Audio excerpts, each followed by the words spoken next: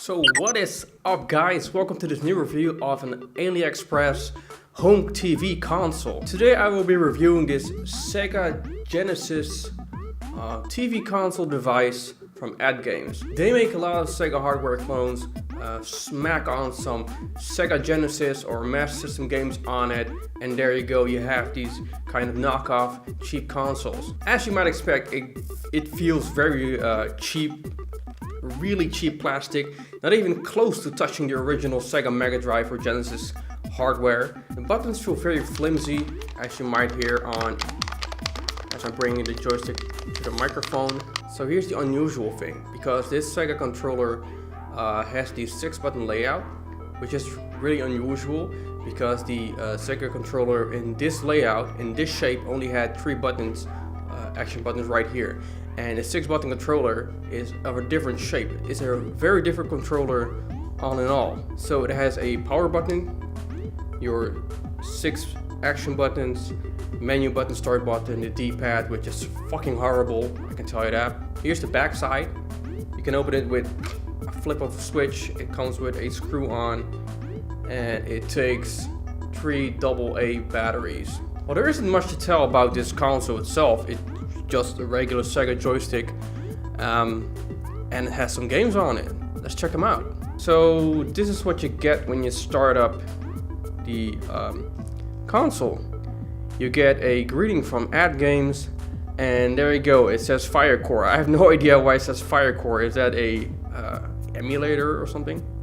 So the first thing I noticed, this machine has a lot of games on it, but a lot of games are clones, and they are level clones. So I got Alice Kid, I got Alice Kid Prairie, Splash. You see, these are just the levels separated. It has 8 pages. So when you move to the right like this, the second page comes up, and here are some other games like Alien Storm, Altered Beast, and these are the levels separated again. Columns, Fatal Labyrinth, Flicky, and these are just separate levels again. So it has the main game, and then they have the separated levels. You can even choose the final battle on Golden Axe. Just start it up and you can beat the final boss. We have 11 games on it, and these are just separated levels. So how do they play? Well, I mean, this runs just fine. The emulation is just fine. Yeah, so if you choose a separate level, you choose to go to the level immediately, just like a cheat code or a warp zone. I'm wondering how they managed to separate those levels from the ROMs. I've played a lot of Sega Mega Drive games, and I've never heard of Flicky. What the fuck is a Flicky? So let me try Golden Axe the final battle. I will probably just get murdered in one clap. What the fuck's happening, man? I'm just trying to kill you, final boss. As you might have seen, the 6-button layout does nothing for a lot of games.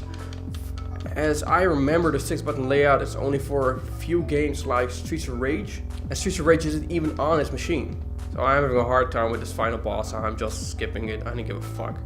So this machine is for people who do not want to play the full game. They just want to see the game separated into levels, and they just want to head to the last stage as fast as they can. So I pretty much reached the end of this Sega Genesis ATGames TV home console. My conclusion, really, it's one of a kind. I mean, I like the fact that it's shaped into a Sega Genesis joystick.